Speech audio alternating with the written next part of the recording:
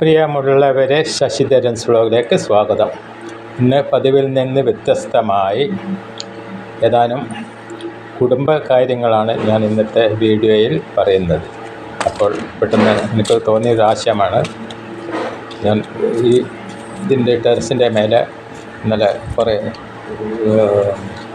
ഓല കൊത്തിയിരുന്നു. ആ ഓല കൊത്തിയതിൻ്റെ വേസ്റ്റ് ആണ് ഇപ്പോൾ ഞാൻ അടിച്ചു വരുന്നത്. ഭാര്യയ്ക്ക് ഇങ്ങോട്ട് ഒരു നില വീടാണ് എൻ്റെ വീട്. ഇത് സ്റ്റെയർകേസ് റൂമിൻ്റെ ചുമരാണ് കാണുന്നത്. അപ്പോൾ ഇത് വൃത്തിയാക്കിയിട്ടില്ലെങ്കിൽ ഇന്ന് മഴ അഥവാ ഇന്ന് നല്ല വെയിലാണ്. മഴ അഥവാ പെയ്തെങ്കിൽ ആകെ വെള്ളം പോകുന്ന എല്ലാം അടഞ്ഞ് വിഷമത്തിലാവും. അപ്പോൾ അങ്ങനെ അതുകൊണ്ട് അടിച്ച് വാരി കളയാമെന്ന് കരുതി അത്രയാണ്. അപ്പോൾ ഭാര്യയെ സംബന്ധിച്ച് പറയാമെന്ന് വെച്ചാൽ കാലിന് മുട്ട് തേയ്മാനമാണ്, കൂടെ വെരിക്കോസ് വെയിനുമുണ്ട്. അപ്പോൾ ചിലപ്പോഴൊക്കെ തോന്നുമ്പോഴൊക്കെ സ്ഥിരമല്ല ഭാര്യയെ സഹായിക്കുന്നുണ്ട്. അപ്പോൾ ചിലവരൊക്കെ തോന്നിയപ്പോൾ അയാളൊരു പെൺകോന്തനാണ്, അതുകൊണ്ടാണ് ഇങ്ങനെ സ്ത്രീകൾ ചെയ്യുന്ന ജോലി ചെയ്യുന്നതെന്ന് വിചാരിക്കാം. പക്ഷേ ഞാൻ അങ്ങനെയല്ല. എൻ്റെ തന്നെ പോലെ ഇതേപോലെ ഭാര്യയെയും വീട്ടുകാരെയൊക്കെ മക്കളെയെല്ലാം സഹായിക്കുന്ന എത്രയോ പേരുണ്ട്. അപ്പോൾ എനിക്ക് പെട്ടെന്ന് തോന്നിയ ഒരു ആശയത്തിൻ്റെ പേരിലാണ് ഞാൻ ഈ വീഡിയോ ഇടുന്നത്. നമ്മൾ വീട്ടിലാകുമ്പോൾ കുറച്ച് ചില സന്ദർഭങ്ങളിൽ വീട്ടിൽ ക്ലാഷ് ഉണ്ടാവും. ഭാര്യയും ഭർത്താവും തമ്മിലും മക്കളും തമ്മിലെല്ലാം ക്ലാഷ് ഉണ്ടാവും. അപ്പോൾ അങ്ങനെയുള്ള ക്ലാഷ് ഉള്ള സമയത്ത് പ്രധാനമായും വേണ്ടത് നമ്മൾ പെട്ടെന്ന് ആ രംഗത്തു നിന്ന് അങ്ങ് മാറിക്കളയാം. അപ്പോൾ ഇപ്പോൾ ക്ലാഷ് ഒന്നുമില്ല, പ്രശ്നമൊന്നുമില്ല. ഞാനിപ്പം മേലെ വന്നവരോ ആറിട്ട് കട ബക്കറ്റ് കാണും. ഇപ്പോൾ കുറച്ചങ്ങോട്ട് ബക്കറ്റ് കാണും. ബക്കറ്റിൽ ആറിടാൻ വന്നവരാണ്. ഞാൻ ഇന്നലെ ഓല പിന്നെ കൊത്താൻ പാടില്ല, കൊത്തിയാൽ വാക്കിന് ചോർച്ച വരും. പക്ഷേ എന്ത് ചെയ്യാനാ, എനിക്കും അത്ര ആരോഗ്യമൊന്നും ഇല്ല.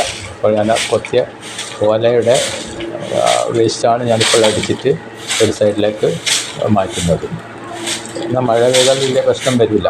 മഴ പെയ്താൽ ആകെ പിന്നെ പിന്നെയും അടിച്ച് വരാൻ വലിയ വിഷമമായിരിക്കും. അപ്പോൾ അങ്ങനെ ഭാര്യനെ സഹായിക്കുന്ന, അതുപോലെ നമ്മളിപ്പോൾ ഞാനും ഭാര്യയും മകനും മാത്രമേ ഇപ്പോൾ വീട്ടിലുള്ളൂ. മകളെ വീട്ടിലൊക്കെ ചെയ്യുമായിരുന്നു. അവൾ വേറെ സ്ഥലത്തേക്ക് മാറിപ്പോയി. അപ്പോൾ ഞാൻ പറഞ്ഞു വരുന്നത്, കുടുംബത്തിൽ കുറച്ച് അങ്ങോട്ടും ഇങ്ങോട്ടും അഡ്ജസ്റ്റ്മെൻ്റ് ഉണ്ടെങ്കിൽ,